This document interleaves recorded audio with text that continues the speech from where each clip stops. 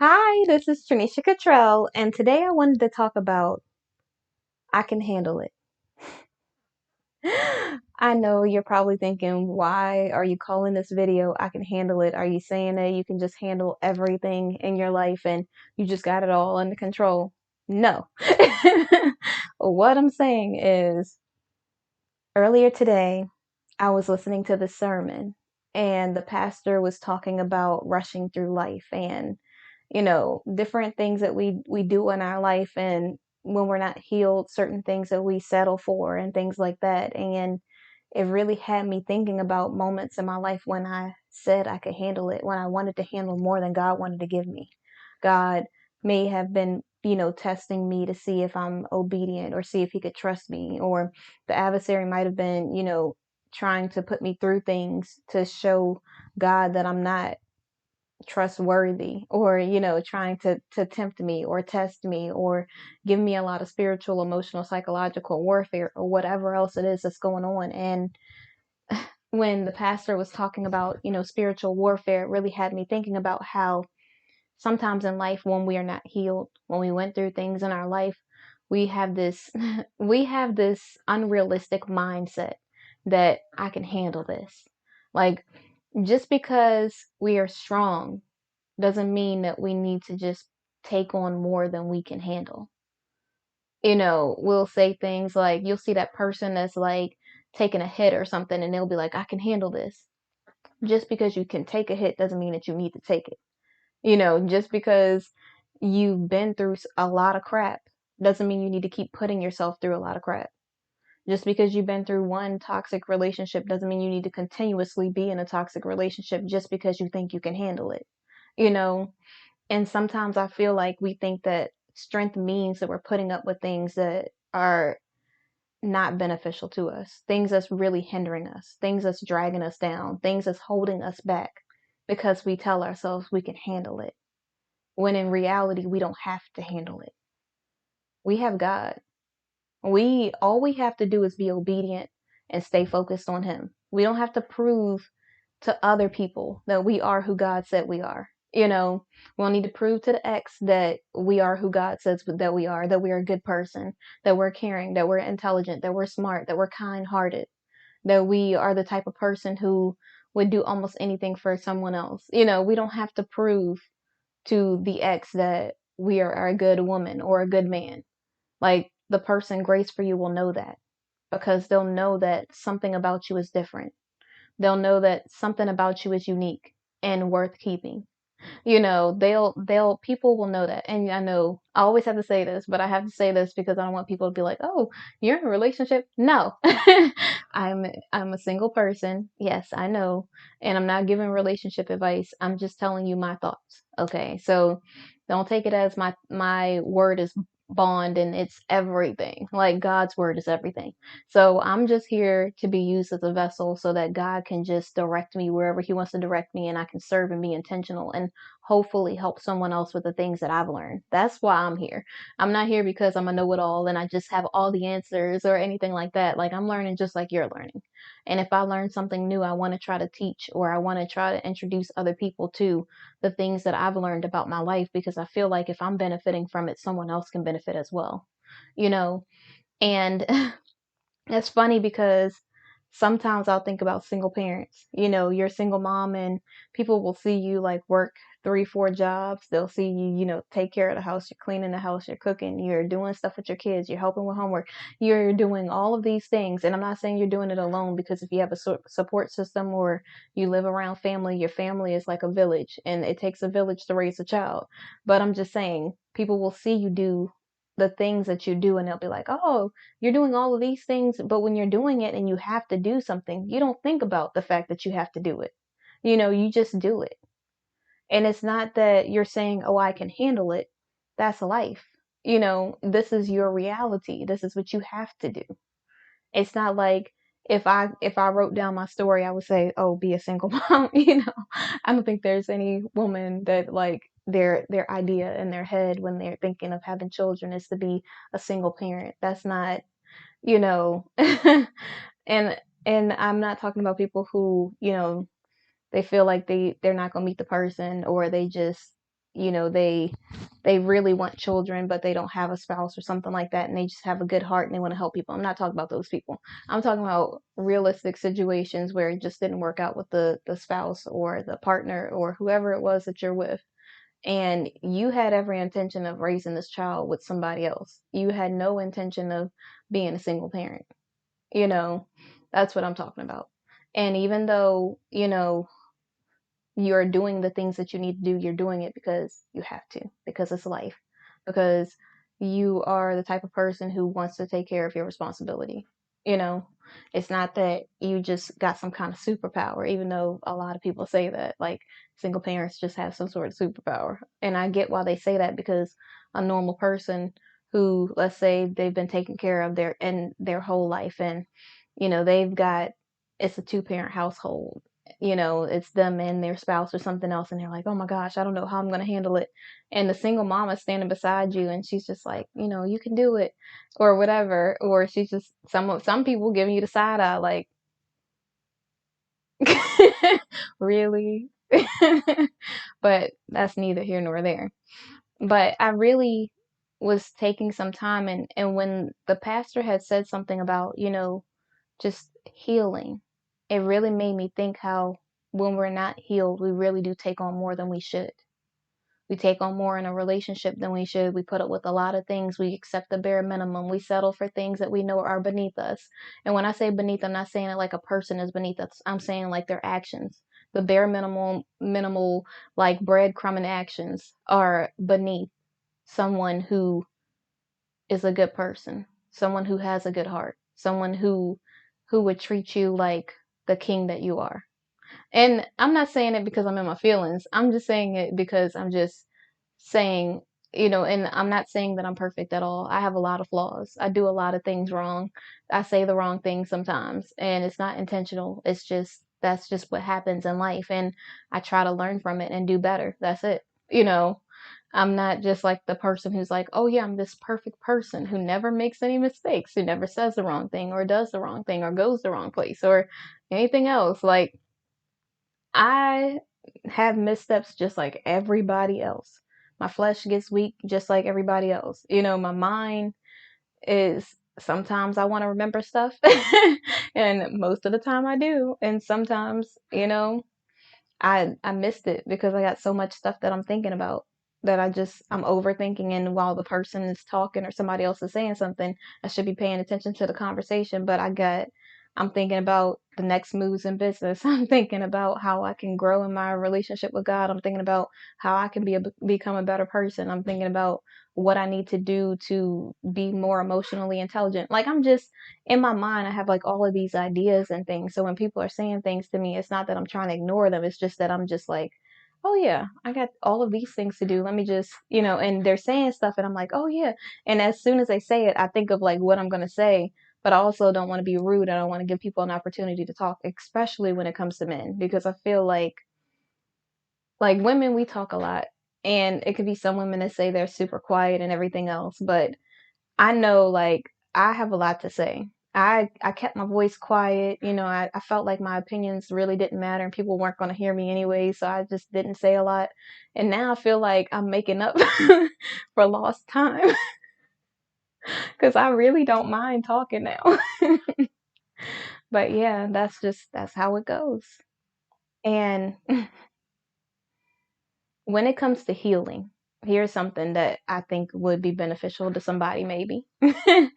So when I was in that 15-year relationship and I was healing, a lot of people said, just be in another relationship. Just go be with somebody. Just talk to other people. Just do this. Just do that. Like, people were giving me horrible advice that they thought was good advice. And I'm not getting on any of those people. I think that they really were coming from the best places ever. It just wasn't what I needed. It wasn't what was going to actually help me heal. It would have been a temporary band-aid over a big giant wound. It would have been like trying to put that over like a long gash on my arm, putting like a little tiny band-aid over it, is what me dating people or talking to other people would have done while I was in my healing process. For me, it doesn't, I don't work like that. I can't heal like that. I have to be intentional about my healing. I have to really focus on me in my healing process. I really have to be trying to be a better person in my healing process. I have to make sure that I'm feeling the hurt, but I'm not staying there. I have to make sure that anything that I've done in the past that I put up with, or anything that I said the wrong way, or I did the wrong things, or any red flags that I missed, that I'm paying attention and I'm keeping record of those things so that in the future I don't make the same mistake over and over again. Because I don't want to be the definition of insanity in a relationship. You know what I'm saying? Like, I don't want to just keep on making the same choice in men, keep on making the same choice in my response, keep on making the same choice in settling, keep on making the same choice in accepting the bare minimum, keep on making the same choice in accepting breadcrumbing, keep on making the same choice in a different person, a different name with the same personality. Like, I need to be a better person. I need to be intentional about my life, because my life is not a joke, you know? And I really appreciate every single day that God's given me. I don't have time to waste on someone who doesn't care about me, you know? And I don't know why I did all the head movements and everything. I was really getting into that part. But seriously, and we say things like this, and we end up with someone who's exactly like the person that I just described. We do that over and over again. And the only thing that's going to break the cycle is you. You have to make up in your mind that this is it. And I know it's not going to be easy with every person. Like, this is me being over the top. This isn't a realistic number. So let me just clarify that right away. But I could meet, let's say, 153 men or something, just a random number I'm throwing out there. And the 154th guy who I met like first, or who was like the 101 person, could come along and could just distract me just like that. I did good with everybody else, but that one person who I accepted the bare minimum with, that one person who breadcrumbed me and gave me just a little bit to keep me there, but not enough to really be with me, or enough to really be intentional about their pursuit. And I don't mean pursuit like they're hunting me. I mean like their intentionality is headed in a direction that I would aspire to have for that person. Like if I say that I want to be married one day, I'm not trying to be friends with somebody just going with the flow. I'm not just trying to be, just figuring things out. I'm not trying to be sitting on the sidelines waiting for somebody to realize I am who I am. And I don't mean it in a God way. I mean it in a, like, God created me this way. I need to accept who I am. And because I accept who I am and I like who I am, either they like me or they don't, kind of way. And so every time it'll be like that. And the adversary will send you a bunch of distractions first. Sometimes he'll send you them second. You might meet a good decent person first, and you might think, okay, that's a distraction. That looks like I don't know if you know what a distraction looks like, but nothing should look like that in real life. And it's not like, oh my gosh, I'm just drooling out of my mouth over them, but you know what a good looking person looks like. So you're like, oh, and then you're like, that's a distraction right there. Oh my gosh. But and then they'll say something like, you know, the idle mind goes hungry. And it's like, oh, he's quoting scripture, and he's looking like he's looking. Jesus, take the wheel.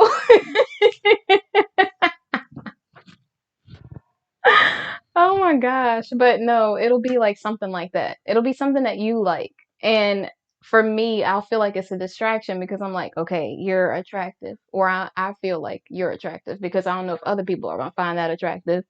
And because I have I don't want to say unique, because there's some people that I think are attractive that other people think are attractive as well. So I can't say that.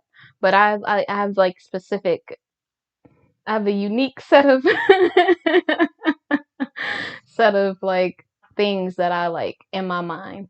But just because I like them doesn't mean that's what God's gonna give me, because it might not be what I need. And so this person is just like the type of guy that I would have probably dated in the past, except for he was in church. He wasn't. And when I say this, please don't judge me. Oh my gosh, I feel the judgment coming through the screen. But the type of guy would have been like,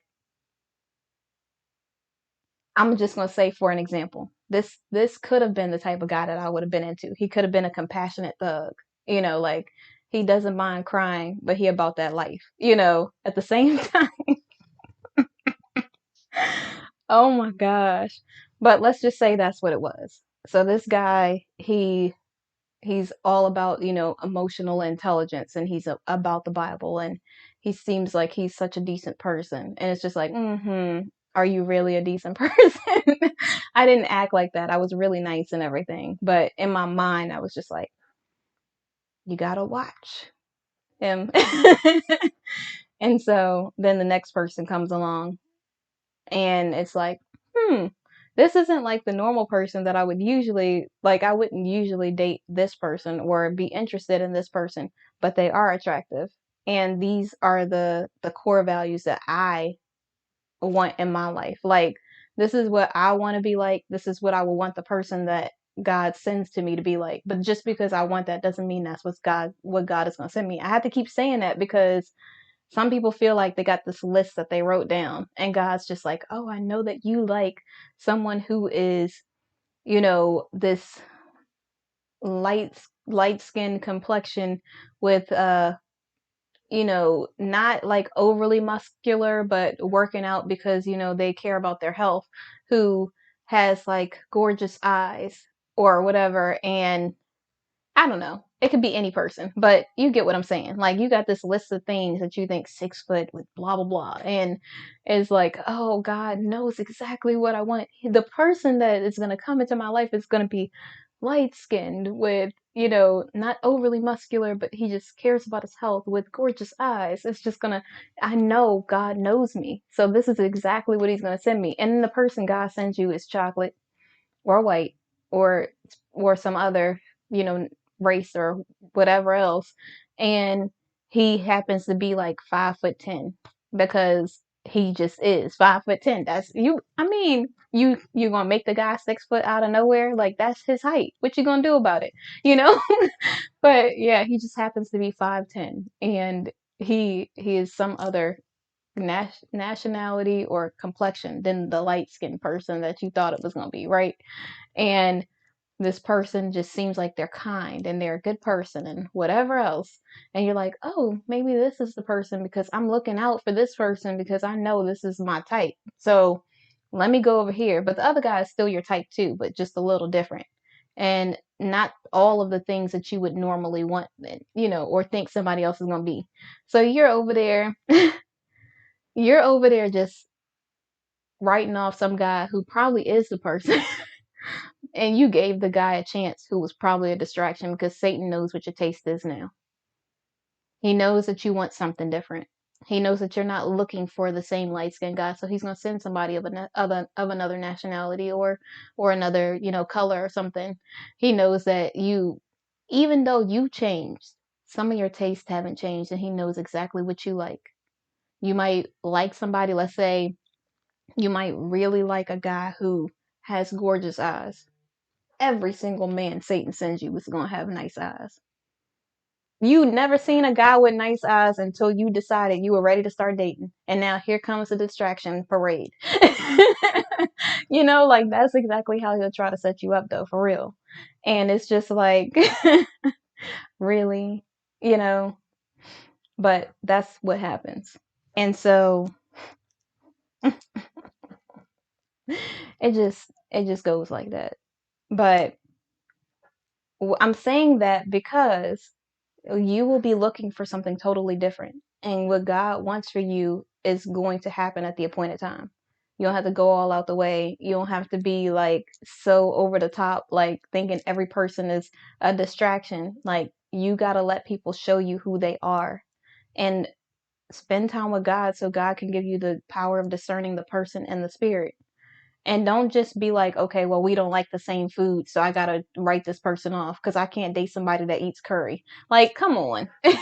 Like, it's gotta be something real that's a real red flag. Unless curry is like something that gives you a horrible allergic reaction and you end up in the hospital. Like that's like just that's an exception. That's not like the real thing. So be realistic and don't be so quick to cut every person off, because I'm saying this from experience because I'm a cut offer person and not intentionally. It's hard for me sometimes to let people in. And every time I get ready to let somebody in, somebody disappoints me. And it's not that I don't have any like, this is what's the saddest part for me. And I don't know if I should say it's sad or it's just the thing that happens in life. But when I meet people, I have absolutely no expectation for them at all. I don't expect them to do anything. I don't expect them to be anything. I barely expect them to like call or anything. Like for real. If they call, it's like, oh, okay, they called. It's not like I don't I don't expect anything from any person at all. So when people are nice or they do nice stuff, it's like a pleasant surprise. It's not like I'm like, oh, this person is going to do all of these things that I imagined in my mind. I don't have anything that I've imagined for any person at all because I've been disappointed so much. I don't get my hopes up, and I know it's like really sad to say it like that, but when I meet people, that's exactly how I am. And I don't know if it's something that I'm going to have to work on because, but I feel like if somebody's really about that God life or they're really about intentionality, then they will prove themselves. And I will hopefully be a good, respectful, kind hearted person who will allow them to just be themselves instead of trying to make them be something else. And I feel like, and I don't know if this is the right thing, but I just feel like it's their responsibility to be who they are. And if their intentions are to get to know me, then they're intentionally trying to get to know me. It's not like, oh, we're together now, or we're dating, or I mean, we might be collecting data, but I just, I just in my head don't have like oh, this person is just going to be this way. And then it's going to happen like this. I have more of a like this is a person named blah. This is a person named Jack.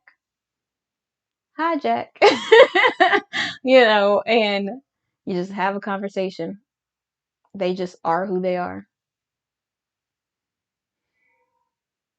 And you just both decide whether you want to continue collecting data or that's enough data for you because you got a data overload. Like your memory's full. Why am I using all these computer analogies? My phone is blowing up out of nowhere. Any other time, nobody texts me. My phone is, this is what another thing I gotta tell single people and people out in the world. Like, when you are living right and you're doing the right thing, and I'm not talking about the exes all in the DMs and exes texting you because your number hasn't changed or something and they just, I don't know, out of nowhere went back through their old Rolodex or something. Okay, that's so old school. But they went back through their phone and they just found your number and they're like, let me see if this person's still single. I don't know. Nothing like that. I mean, I mean, when you are living the right way, you're focused on God and you're doing your own thing. Your phone is like as dry as the Sahara Desert. Like it's so dry. You'll be like, is this still working? Like, maybe I need to turn it on, turn it back off? Like, it's so dry. You don't have to ever worry about it going off at all. Like, the only time it's going to go off is you're going to meet somebody, maybe go on a date, it's not going to work out. Or you're going to meet somebody, go on a couple dates, it's not going to work out. Or you're going to meet somebody, it's going to be the one and it's going to work out. Like, that's the only time your phone is going to be going off. Other than that, you be like, I and I feel like this is a blessing too because it allows me to stay focused. It's not like my phone is constantly going off like at this time it's going off, but it's nobody like that. It's just, probably family or something like that.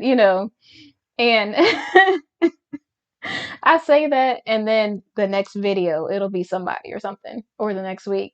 But I'm not saying that because I'm just trying to like make it a thing. I'm saying it because every time I'm on these videos and I say what I'm going to do and I'm focused and I'm on my purpose or I'm doing something and I'm like, yeah, you don't have to worry about me going out with anybody. You don't have to worry about me talking to anybody. You don't have to worry about me meeting someone. Then the next day I'll meet like someone or whatever. And it'll be like, really? And then I'll be like, is this the adversary trying to, because I said it. And so he's like, oh, okay, that's what you think, and it's never when I expect it. Like I could say, oh, it's going to be tomorrow or next week. And I'll let my guard down because tomorrow I'll be like, okay, well, I didn't meet anybody tomorrow. Okay, I'm good. And next week I'll be like, oh, I didn't meet anybody this week. I'm good. Right. Or something like that because I've just been in and just, doing my own thing. And when I least expect it, the adversary will send somebody. And I know it'll be the adversary because I feel like God is still working on me. And when people say that, I always think it's a cop out, but I really feel like I got a lot of work to do. And I don't mean it like a I'm not perfect kind of way. I need to bring some water or something. Like I'm doing a lot of weird stuff. Like I have like my stomach is growling again. I do have to eat something. I got to work out after this and eat, and then I'm gonna probably watch a show because every night I like watch one show, and it's like my time to like wind down and just be in that moment without thinking about business, without thinking about things that I got to do, without focusing on anything, but I could just watch the show and that's it. Like I'm not worried about anything in my life, and I'm not worried anyways.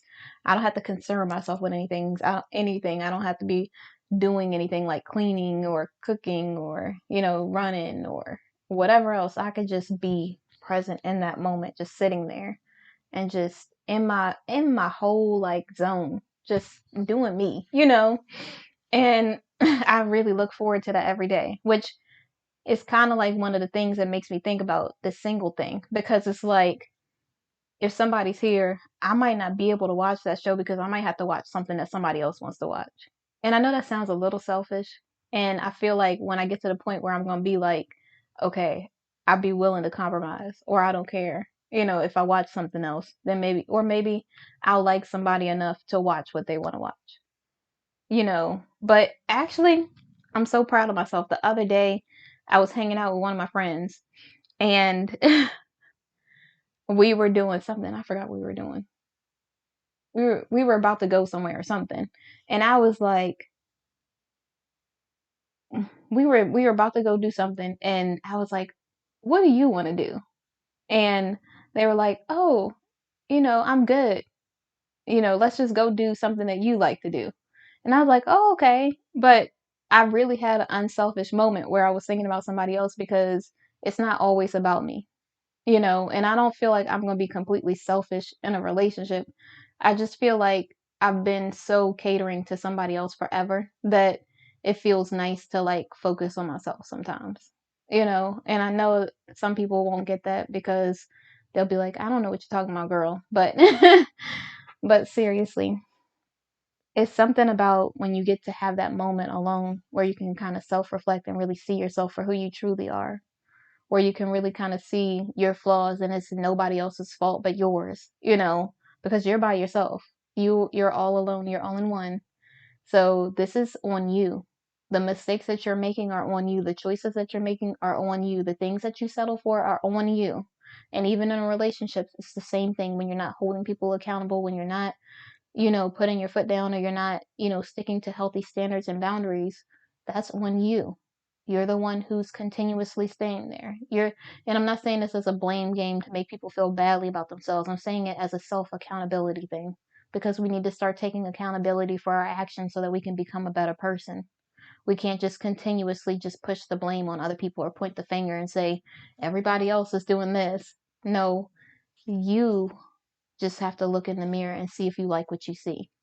You have to acknowledge the fact that you made some bad choices in your life. You have to acknowledge the fact that everything that you went through is for a reason.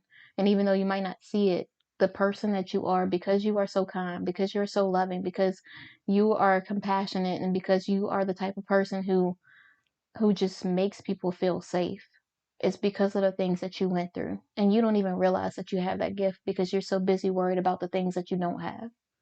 You're so busy trying to make someone else help somebody else that doesn't want help, that you're not helping yourself, you know, and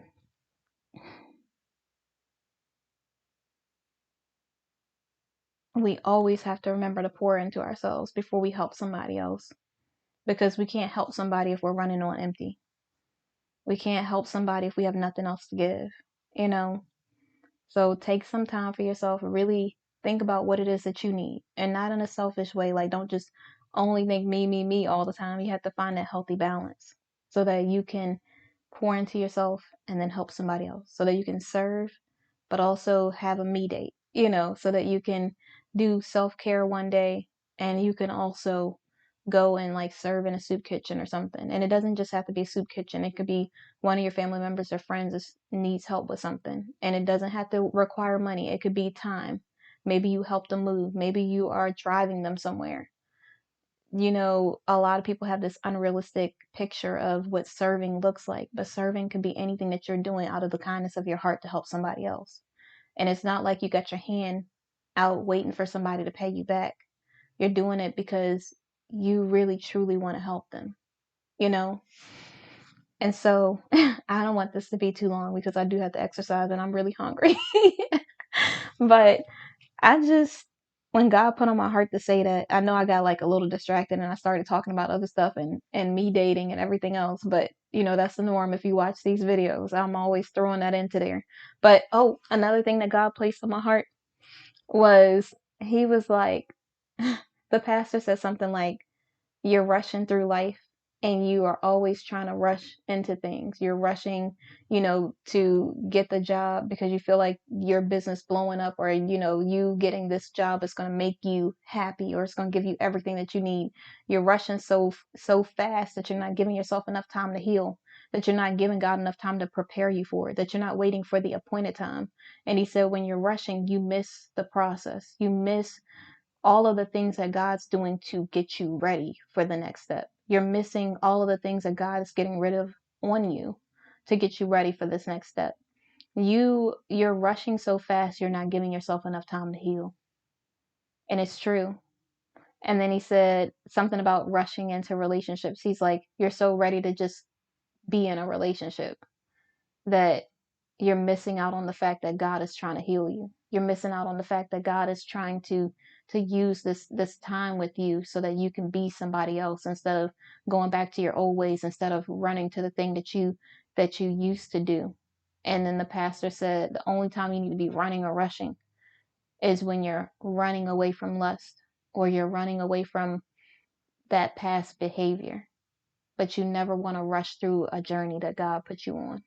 You never want to rush through the process, because everything in the process is squeezing you. It's building you up into the thing that God created you to be. And you can't be that without the process. You can't be that without the journey. You can't be that without your path. You can only be that through God and through an appointed time. And it's funny because God he is so real with me. You don't understand. Like, he'll say things like, because I've been on this kick lately since God has been like, you're going to be in a relationship, and I like being single. But because God's like, you're going to wait, I've been feeling like I want to rush and like find somebody at this very moment right now. Even though I don't want to be in a relationship right now, I just want to be in a relationship when God wants me to. I know it sounds confusing. That's how I am. But, but since God told me I'm going to have to wait, I have this urgency inside of me. Like, I want to rush to be with somebody now. And I don't even want to be with somebody. I only want to be with somebody because God's telling me I have to wait. And I know that sounds so like counterintuitive, but literally that's how I feel at this moment. And when God asks me questions like, why you want to be with somebody, I don't have an answer. It's not like I'm like, oh, I want to be in a relationship because I really want to be with someone else. It's like, God, I want to be in a relationship because you told me I'm going to be in a relationship. It's going to benefit the kingdom, and that's it. Like, I don't have any other reasons. It's not like I can't get a hug from a family member or friend. It's not like, I can't have a conversation with the people that I already have in my life. It's not like I can't do all of the things that I want to do by myself anyways, or in a group of friends. So the person that I'm with is literally just going to benefit the kingdom. And I don't mean just like I'm trying to put like, or diminish the person's contribution to my life and my contribution to theirs, because when something's coveted by God, it's extremely blessed. So I can only imagine the type of grace and the type of blessings that we would have on our life because we would be together. It's not like I'm trying to downplay that, but this is like what I think about it as. And God, like, it has been like reframing my mind to think of it in a biblical stance instead of thinking of it in the worldly way. Like when you look around and you see people just miserable, or you walk around and you see people complain about the person they're with, or be ungrateful, or always want something better, or I don't know, like when I would think about relationships in the past, I would just think of misery, like just being miserable, just no peace. That's kind of what I would think a relationship would be. But God has been like reframing my mind to show me, no, this is like something that would benefit the kingdom. This is something that could benefit you, because when somebody really is grace for you, they bring out the best version of you. And sometimes we will go after things that we don't need in our life. We will be with the people that we shouldn't be with in our life, and put off being in a real relationship because we feel like we have things to do for ourselves, when the person who's grace for us can help us in our healing process. And I don't mean you jump into a relationship. I mean that at the appointed time that God has for you, if you're going through something in your life and God is saying this is the person for you, that person is going to help you in areas that you never even imagined. That person is going to be the person who's going to help break some of those things off of you, because they're going to love you through your pain. And I know that's like a weird thing to say, but their love, if it's agape, if it's the type of love that God has given us, and we are trying to be loving to one another and kind, then we're gentle with one another. We're not just trying to like keep records of wrongs and bring the other person down. We're trying to lift each other up. We're speaking life into each other. We're making sure that each other has the things that we need. We're being completely selfless. Like, I might feel tired, but if the other person is going through something, I'm listening to what it is that they're saying. The other person might feel like they're unheard, and I need to stop talking and listen, really hear what somebody is saying, and not be so judgmental or take it so offensively, like it's just like a personal attack, when it's really how they truly feel, and their feelings matter, like things like that. God has been like in my head, like just trying to get all of that toxicity out of me, so that I don't just feel like I'm gonna be like, I don't know, I have like this weird idea of what it would have been like before God has been showing me all this stuff. But it was just like, I'm gonna be a concubine. I'm gonna have to give up my purpose. I'm gonna be miserable. Like, I just, in my head, I just had this idea of what a relationship was gonna look like. And God said, what are you talking about? That is not that is not biblical at all. That's not kingdom at all.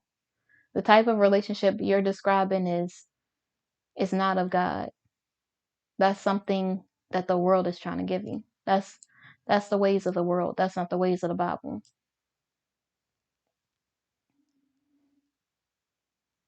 God, God's so funny, because I was thinking, it just doesn't make any sense. I don't understand why it's not happening right now, God. You said I'm going to be in a relationship. I know this is like so bratty, but this is how I felt. And I feel like a lot of single people feel this way, but they actually want to be in relationships. And I don't mean it like I'm getting on them and I'm saying I'm better, because I don't want to be, because I feel I do want to be in a relationship. Let me change that. I want to be in a relationship. I don't, I still have a part of me that's kind of like, is it a good idea? But I don't mean it in like I'm getting on people kind of way, or I'm trying to make people feel badly, because I think it's great if you desire to be in a relationship. I wish I was there, where I could just be like, oh, it'd be so amazing, to be in a relationship. I wish I could be in that headspace where I could feel like, you know, I wanted it.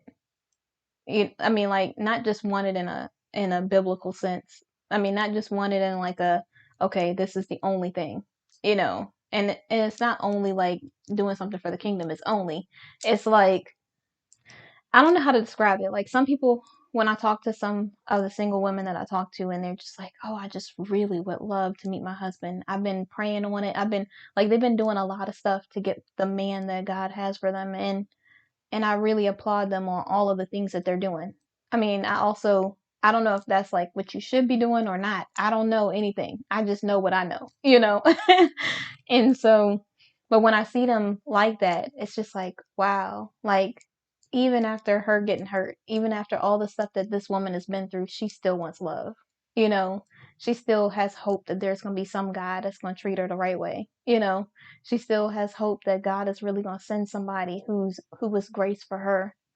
And I'm over here, I'm on these videos doing inspiration. I'm sending out inspirational quotes, and in my head, I'm like, God, please don't let please don't let any of these people be like try to break me. I feel like I made it so far. I can't go back to where I was at my lowest point.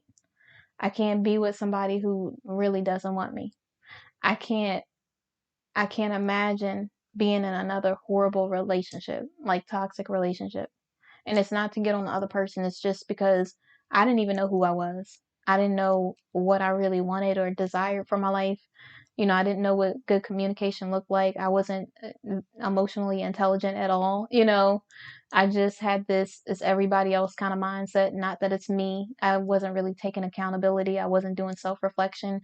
I wasn't really healing. I was allowing all of the toxic things from my past to just try to determine my relationships. I was, you know, the any abandonment or, any of the traumatic events that happened or whatever else. I just kind of felt like, well, misery is what it is. I didn't think about any of those things affecting me in any way in the relationship. I just kind of felt like it's everybody else. I just kind of felt like I want what I want when I want it. I wasn't really thinking about what other people wanted, you know? And now that I'm healed, I don't know what it looks like. I don't know what that kingdom relationship is going to look like. I don't know what the person's going to look like. I don't know how they're going to act. My hope is that God doesn't send me the person prematurely because I'm being a spoiled brat about it. Because I'm like, God, you told me this. I want it now. And I'm like, and I'm not even ready. Like, I can't say I'm not ready. I feel like I'm in a good space mentally where I feel like I don't want to be selfish. I feel emotionally intelligent enough to know how to communicate better. I feel like I'm at a place in my life where I don't feel hurt from the past relationship. I haven't felt that way in a long time anyways.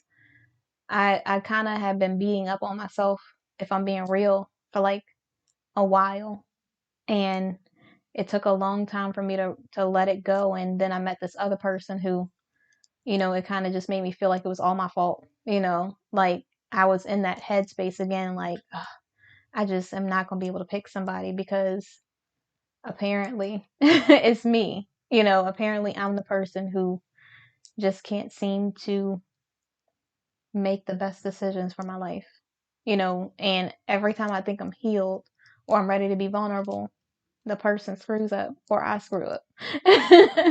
And so I just am really like, my hope is that I will be in a place where God says, okay, you're ready now. Okay, now that you're not telling me when I need to be doing things on your time because I'm God. Like, I think you forgot who I am. And I'm going to do things at that point in time, not on your time. So you might feel like you're ready, but just because you feel like you're ready doesn't mean the guy is ready yet. Maybe he's still struggling with some stuff. Maybe he's still going through some things. And until he goes to counseling, until he faces all of the past demons and trauma that he's been through, until he really has his purpose and he really knows what it is that he wants to do, I can't give you him prematurely after you went through all of that. And I can't give him you if you're going to say that you don't care about being in the kingdom relationship. Because if I'm gracing you for somebody, then you need to be appreciative of it. You can't just be like, oh, well, and I'm not saying that that person has to be my life. I'm just saying that I don't think I'm just supposed to feel like so cynical about it.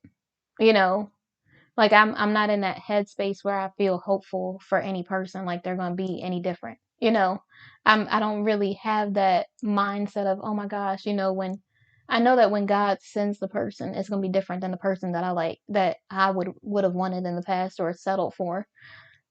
I just I just, I don't know. I don't know what it's going to look like. I don't know if I would have, like, I pray for the power of discernment, but I don't know if I don't trust myself to select the right person, if I'm being honest. I just feel like I picked so many wrong people. Even though I'm healed now, I don't know if I would know what to look out for, you know, because everything's a red flag to me. I don't know if I would be able to tell if somebody really is about that God life, is really about intentionality or not. I don't know if they just are good at faking it or if they're really a kind hearted person who cares about me, Like, it's really hard for me to discern that. And it's because when you've been hurt, the trauma can sometimes pick people for you.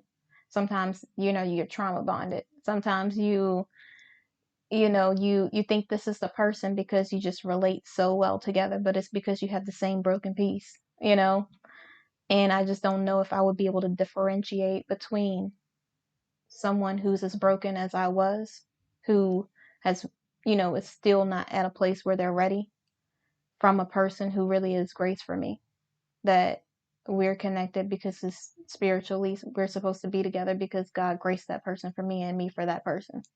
So I don't know how I'm going to determine it. I don't know how God's going to tell me that. I feel like I'll be ready when I'm content and I have hope. I don't know if that makes any sense. I feel like because I'm so opposite, that instead of God saying, "Okay, I want you to be single, and until you feel like you only need me, I'm not going to send anybody." I really feel like God's like, "You're content being alone, but you're too content.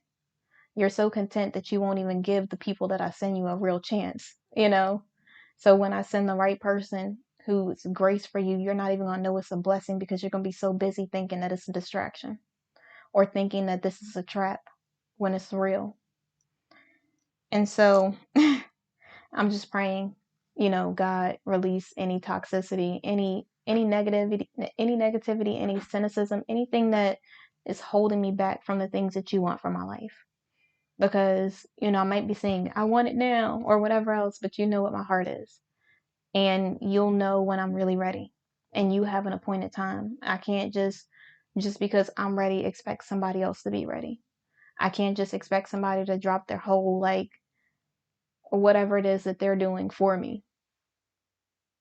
If somebody gave me a year to get it together, then I should be willing to give them 3 months. I'm not saying that for women out there. Don't just wait on some guy for 3 months. I'm just saying that we're so ready to say that we want men. And when I say that, I'm not generalizing. I'm just saying it because most of us will we will want men to do things, and it's like, yeah, we want him to wait for this. We want him to do this. We want him to do that, but what are you willing to do? And I don't mean that you need to, like, lower your standards and go all out the way and be doing the most. I just mean being selfless. I mean, like, really considering the other person's feelings instead of just thinking about what you want. Are you really willing to do that? And because when I was in my relationship and I see other relationships, it's really about, you dying to yourself. It's about you being willing to put the other person first and not over your self-care, not over your mental health or anything like that. But you can't just be like, me, me, me, me, me. It's all about me. I don't care what the other person wants. It's kind of like you both have to compromise. It's kind of like you both have to be willing to seek God first, and then God will guide you the right way. It's kind of like you're going to have to be willing to put forth an effort, and you can't just give up. It'd be so easy for you to give up. But when you feel like giving up, just keep praying about it. When the person is weak, you're going to have to be strong enough for them to carry that season. And it might seem unfair, but you're going to have moments where you're weak and the other person might have to carry the season for you as well. Are you going to be willing to do that? Because relationships are work. And I'm not talking on marriage, but relationships are real work. A lot of people will look around and be like, "Oh, that person's in this relationship. If I was with her, man, I'd be doing this." Listen, we are so quick to judge somebody when we don't know what that man is going through or what that woman has went through in her life. We don't know how we would act in that situation. We hope that we would be better. And if that man is grace for you, he will be yours. You don't have to be trying to prove that you're better than anybody else, because if he doesn't see it, the next man will, and vice versa. If she doesn't see it, the next woman will. Some women will complain about some guy and be like, oh, but he's always doing this, or he's like this, or he's like that, or he's always working. And then it's a woman over here whose man doesn't want to work at all. And it's like, you mad because he's making money? But it's not about the money, it's about the time. I get that and stuff like that. And I get the other situation as well. I'm just saying that just be grateful for the things that you have and stop this coveting what someone else has. If that was supposed to be your man, he's going to be your man. You don't have to be trying to break up the whole relationship just to get with him. And it's funny because I said stuff like that, and, I had a situation, and I was just like, no, I'm not going to go out of my way to do something, like to do anything. It's either for me or it's not, you know? So either that person knows my worth and they want me, or they don't. It just is what it is. There's nothing that I can do about it. I could flip, turn, toss, trick, whatever else, but I can't make somebody want me. They either want me or they don't, you know? And so I can't believe I said all of that. But yeah, you really have to just be real with yourself and just understand your worth and not worry about somebody validating your worth, because God already created you worthy. You don't have to worry about somebody else seeing your value, because the person for you will see your value. You don't have to worry about just doing the most to prove somebody that you are who you said you are, or to and I don't mean this for people that have been hurt in the past. Some people would be so ready to cut people off, like, she just doesn't understand this. He just doesn't understand that. Have you broke it down for the person? Have you had a real conversation without yelling? Have you had a real, are you really conversing, or are you talking over the person? Do you really see things from their place? Because the things that they went through, maybe they went through so much that it's hard for them to see that what you're saying is true. And that means that they're probably not healed. But you have to be real with yourself and know that that person's not going to be a reflection of you. They're not going to be exactly like you. They're going to be them. So do you want them to be your clone, or do you want them to be who they are? Because you might handle a situation this way, or you might be understanding of this, but they might not be that type of person. You can't make somebody be something that they're not. So, in conclusion, when it comes to life, you don't have to take on more than you can handle. If you need help, ask for help. It is nothing wrong with asking for help for things, because I learned real quick. I was like, oh, I'm going to do all of this stuff by myself. And God was like, God's so real with me, for real. He's like, why are you doing this alone? Didn't I send you 3 people? Don't you have family members? Call the family. And I'm like, you're right, God. And I called up people, and people came and helped me and everything else. And I was not ashamed. I thought I was going to feel shameful and just so disappointed in myself, but it felt good to not have to bear the burden of something that was meant for 5 people for 1 person. It felt so good to know that people really truly did care about me in that way. It felt good to know that I didn't have to do it on my own, because God was looking out for me. God will send you everything that you need, but you have to be willing to accept it. Don't just give it up because you feel don't hold up the whole process because of you.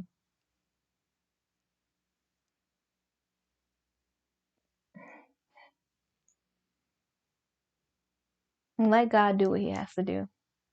Let God work on whoever he needs to work on. Let God do whatever he needs to do in you. Let God do the things in your life that he plans on doing for you or with you first, before you're ready to just jump and rush into something. Because sometimes I'll feel healed, and I'll have this broken piece inside of me that will resurface, and I'll be like, I thought I was healed from that. And it'll be one person said something or did something. And it's not because the person said it, it's because I wasn't healed from that piece. It's because that one piece was still broken and God hadn't mended it yet. And, a lot of the times we like to just pretend as if things are healed and just ignore it. But until you face it, it's not going to be healed. So I had this thing like, it's all my fault, kind of mentality. Like, this is all my fault. And God's like, listen, it's good that you're taking responsibility, but you also have to know that I don't know who this is for, and I don't know why I'm saying this like this, but what happened to you when you were a kid is not your fault. You were too young to be able to make that call.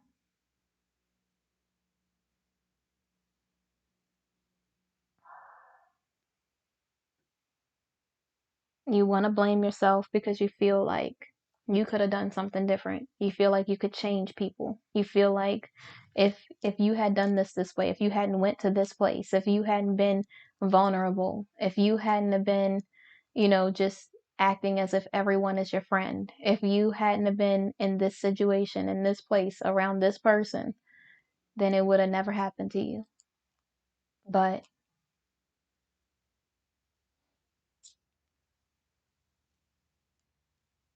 you were just a kid,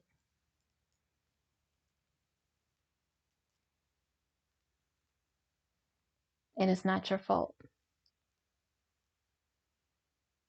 It is not your fault. You need to forgive yourself and let it go.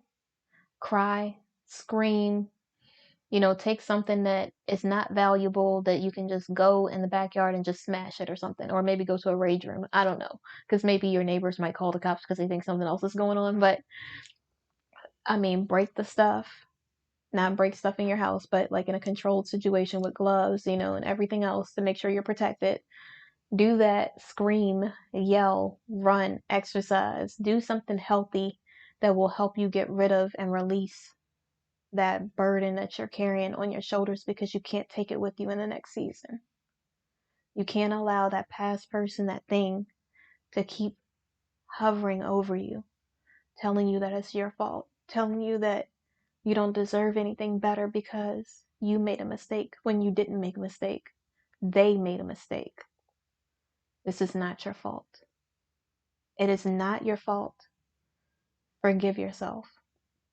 Say, I forgive me. I did this like a month or two ago because I didn't know I was holding on to something else. Every time, God just be like, surprise, it's something else you haven't healed from. So here you go. And what I did like a few months ago is I did this forgiveness letter that I wrote to myself. And I don't remember the exact words of it. I probably don't have it written over here anywhere. I don't know where I put it. But in this forgiveness letter, I wrote this letter in cursive. And it said, Dear Trinesha, I forgive you for not doing this in your life. I forgive you for being in that relationship for too long. I forgive you for settling. I forgive you for putting up with things that you should have never put up with in your life. I forgive you for, staying with this person. I forgive you for saying some things that you should have never said. I forgive you for the things that you said that you can't take back. I forgive you for the times in your life where you messed up and you know just the things that I settled for, the things that I went through in my life, the things that I had done that I felt guilt over, but I had never forgiven myself for, the things that I was really beating myself up about.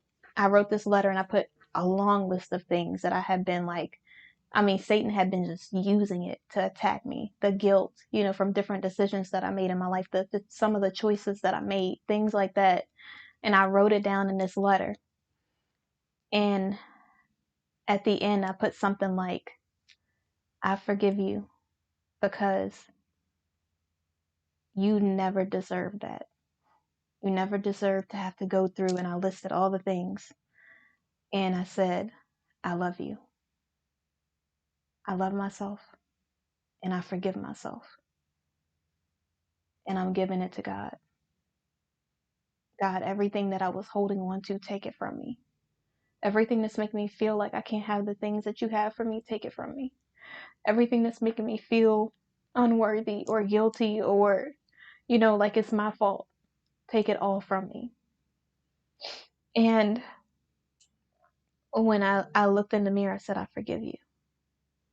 And I felt this huge weight lift off my shoulders. Like, I can't even explain it. Like, I didn't even know I was holding on to all of that. And it just felt like God grabbed a hold of everything on that list. And it wasn't just a long list of things. It was like every single moment, that memory that I had that was triggering in my mind, that kept, attacking me over and over again. Everything that, and I'm not saying I never remember stuff like that, but I don't feel like I'm blaming myself. I don't feel like it's all my fault. I feel like I forgive myself now. I feel like I released it and I can't hold on to it any longer. I feel like it gave room for God to do something else inside of me instead of me just holding on to toxicity or holding on to the things that I can't change in the past. And after I did that, I really just felt lighter. I felt like I was surprised because sometimes you think you're healed or you think that you've gotten over something or it's been so long it has no control over you. And then when you say things like that and you truly mean it and you say it from the bottom of your heart, you say it because you mean it, it really does something to your spirit. It really felt like it opened something in the inside of me. Like something that was closed off from whatever God was going to give me was opened up. And then, I do this Daniel fast now, and all of a sudden I just feel like I'm there's something blocking me from being hopeful when it comes to relationships. When it comes to jobs, work, when it comes to making money, things like that, I just feel like, okay, God, we got this. Like I got all the hope. I mean, I could be down to negative 36, but I know God's gonna bless me with 5,000. I'm gonna be a millionaire by the end of the year. Like it's just I have no holds bars when it comes to, God making a way financially or when I'm down and God coming and saving me in my moment of weakness. I don't have any problem believing anything like that. When it comes to relationships, something in my spirit just it's like a huge block. I keep feeling like I'm ready, and every time I feel like I'm ready, I could feel this wall just immediately go up. I could feel myself pull away. I could feel myself just self sabotaging out of nowhere, like not even intentionally. I don't even know what it looks like. I don't even know what I'm expecting. I'm not expecting anything. It's just I don't know. That's the one thing that I'm trying to work on now, is to be in a place where I have hope for something like that for me. Like when it comes to other people, I see people in relationships. I see like if my friends or whatever, like some of my friends are single, some of them are in relationships, whatever else. When I see them with people, I'm so happy for them. Like I really feel hopeful for everybody else to be in a relationship, to be in a kingdom relationship, to be happy, to be, I want everybody to be happy. And when it comes to me,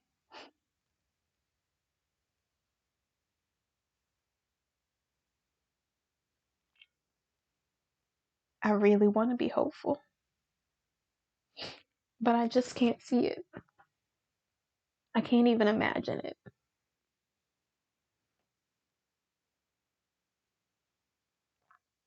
you know?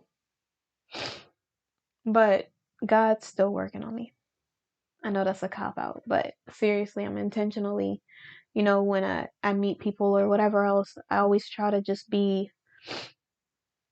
more open instead of closed off. I try to be more intentional, and I try to keep in mind that like I do put up a wall, so I try not to like pull back so fast and so hard. I try to just be like, okay, just listen. Just this is just a moment. This isn't your entire life. You know, you can make a choice in your life. Like you, and it doesn't mean that the person is bad or good just because it doesn't work out. It just means that we have different things that we want for our life. They either don't want me or we are just not, headed in the right direction or whatever else. I don't know. Or, they're it's just not a good fit. Let's just put it that way. In all situations, we either way, we are just not a good fit, and that's fine. It's just I don't know. I just feel like But every time I get a little hopeful, Satan does something to take away the hope in my life for something like that. And it's weird because he'll do things like, oh, God said you're going to have this. You don't have it. And it's like, God didn't say when he was going to do it. It could be, I could be 50 years old and marrying somebody. I don't know what's going to happen. I just know it doesn't feel good when the adversary tries to throw a fact in your face and you have no choice but to be faithful. And I really want God to work on the inside of me to give me hope and faith, for me to be hopeful and faith and have faith for something like that for myself. I just, like I said, I don't know what it looks like. I don't know what it'll be like. Maybe it'll just happen and it'll happen so quickly I just won't even get a chance to have a knee-jerk reaction and ruin the whole thing, you know. And I rebuke that, but yeah. Maybe that's what will happen. Maybe God has to be so unexpected with it that I just never see it coming, so I don't have a chance to just self-sabotage or, put up a barrier. I could just kind of be like, oh yeah, we're cool. It's just a natural thing. It just flows. We're just cool people. It makes sense. I don't know. I don't know where that even came from, but whatever. Anyways, don't take on more than you can. Focus on God. Make sure that you forgive yourself and know that it's not your responsibility to carry the weight of the world by yourself. Ask for help. It is nothing wrong with asking for help from other people, because you will be amazed at who God really has in your corner when you give them an opportunity to show you. And just pray for me. And I would say I'm going through, but I'm not really going through. I'm going through life. So I'm going through life. And I do have things happening in my life. I feel like I'm in a good place. I just, you know, when God I pray to God every night, for the person who he's sending in my life. I pray for some of the other people that I know of as well. And I don't pray for them because I expect them to be a part of my life or anything like that. I pray for them because sometimes I can see them hurting and I know that they need additional prayer. I pray for, whenever I pray for the future spouse, I pray that God gives them strength. And I don't know if I can share this. Are we supposed to be sharing this? I don't know, but I'm sharing it right now. I pray for the future, my future kingdom spouse, and that he stays focused on God and that he doesn't feel like he needs to settle for anything because it's taking some time for me to get ready. I pray that God gives him the strength to be strong enough in the areas that he's weak, and that he continues to just seek God first above everything else.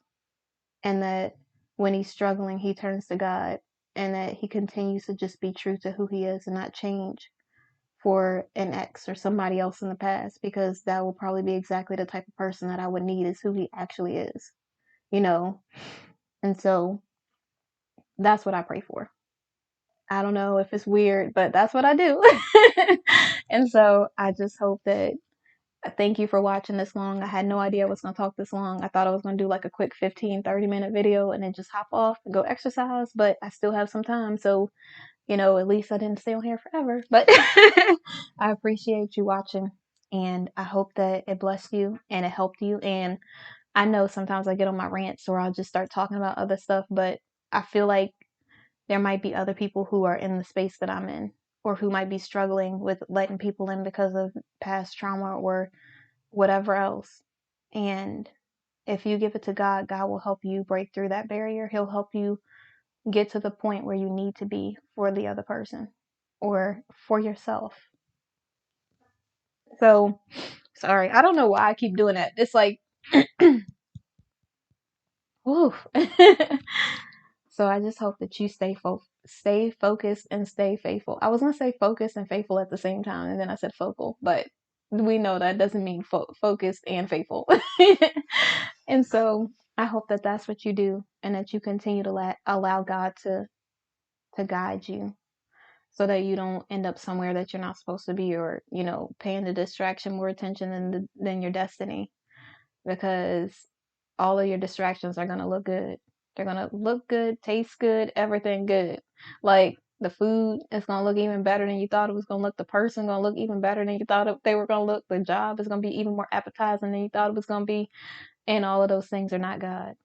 So you have to really ask for discernment of the person and the spirit, place and things. Like just make sure that you are being intentional, that you put aside your wants for the needs that God has for you.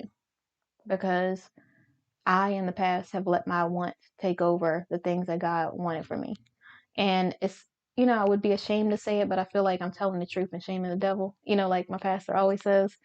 And so I really had a moment of weakness where I was just like, I really wanted this person so badly above everything. I wanted the person so badly because they seemed like everything I would want.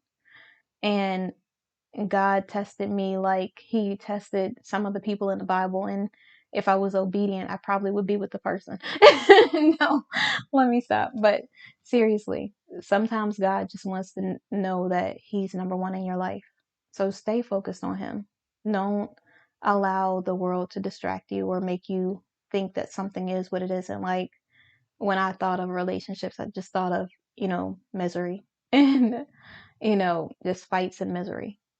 But when I think about God and his kindness and his love, I think about a kingdom relationship being loving. I think of it being kind. I think of it being understanding, of it being not boastful or envious or keeping records of wrongs, because we both want to win. We both want each other to win. Like, why wouldn't we want that for each other? And every time I'm around my friends or a family member or something else, I'm always practicing not keeping records of wrongs. I know that sounds crazy, but I feel like I'm preparing myself, because I want to make sure that when I get with somebody, I'm not allowing them to grow because I'm keeping records of something that they did in the past. I want them to be who God is creating them to be, and not who I in my head had them be at one moment a year ago, or something like that. When it's something that they struggled with, when we all struggle with something. And so hopefully you just open your heart to God and just allow him to do things on his time, because nothing's better than the appointed time.